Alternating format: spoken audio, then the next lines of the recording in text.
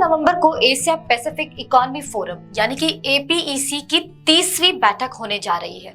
इस बार इस बैठक में सैन फ्रांसिस्को में आयोजित किया जाएगा।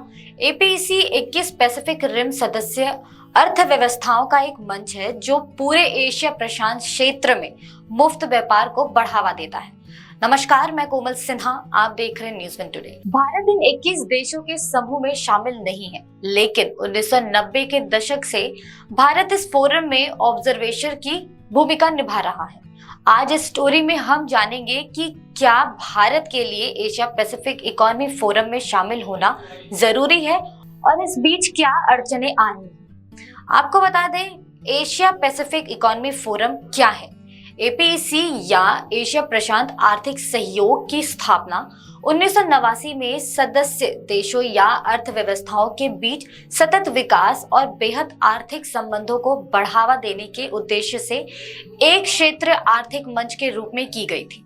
एशिया पैसिफिक इकोनॉमी फोरम में 21 देश शामिल हैं, जिसमें 21 पैसिफिक रिम सदस्य की अर्थव्यवस्थाओं का एक मंच माना जाता है। ये रिम सदस्य पूरे एशिया प्रशांत क्षेत्र में मुफ्त व्यापार को बढ़ावा देते हैं।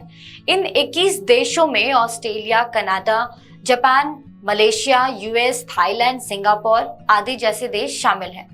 आपको बता दें, वही 1991 के बाद हांगकांग, चीन, Mexico, Papua New Guinea, Chile जैसे देश शामिल हुए हैं। भारत क्यों नहीं बन पा रहा है इकोनॉमी फोरम का सदस्य, आपको वो भी बताते हैं। भारत ने 1990 के दशक से एपीईसी में शामिल होने का प्रसार कर रही है, लेकिन वो आज भी इसमें ऑब्जर्वर का काम कर रही है। इसके लिए भारत 2000 के दशक में इस क्षेत्र के साथ व्यापार और निवेश संबंधों का विस्तार कर दिया है। विशेष रूप से भारत आसियान मुक्त व्यापार समझौते और सिंगापुर और मलेशिया के साथ व्यापक आर्थिक सहयोग समझौते के तौर पर काम कर रहा है, लेकिन कुछ एपीईसी सदस्य देश भारत को इस फोरम में शामिल होना नहीं देना चाहते हैं। इस रिम देशों में शामिल सदस्य देशों ने पूर्व वैश्वीकरण युग में भारत के प्रवेश का विरोध किया था।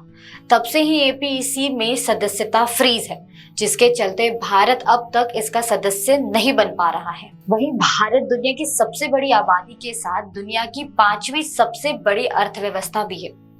1990 के बाद से वैश्विक सकल घरेलू उत्पाद में किसी हिस्सेदारी दोगुना से अधिक हो गई है।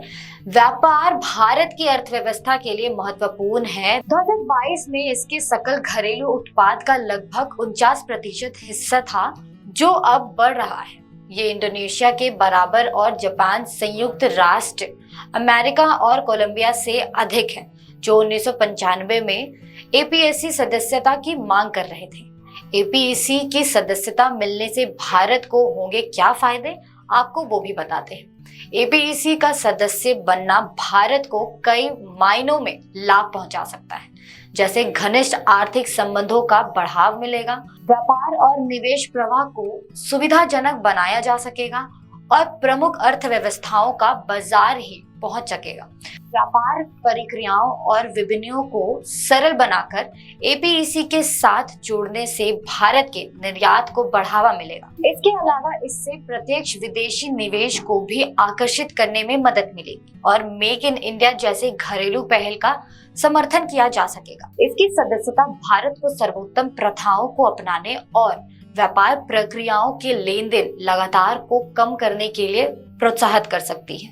आपको बता दें, भारत में शामिल होने से एपीईसी सदस्यों को भारत की श्रम शक्ति तक पहुंच सकेगी, उपभोक्ता बाजार का विस्तार करेंगे और अधिक निवेश के अवसर पैदा करने की लाभ भी मिलेगी। भारत को प्रभावशाली एपीईसी व्यापार सलाहकार परिषद सहित एपीईसी के संसाधनों और इसकी व्यवस्थाओं पर आकर्षित करने के लिए लोगों को आसानी होगी, क्योंकि भारत एक शक्तिशाली देश है। फिलहाल इस वीडियो में इतना ही। आपकी क्या राय है, हमें कमेंट सेक्शन में जरूर बताएं और ऐसी ही तमाम जानकारी के लिए हमारा चैनल न्यूज़ वन टुडे जरूर सब्सक्राइब करें।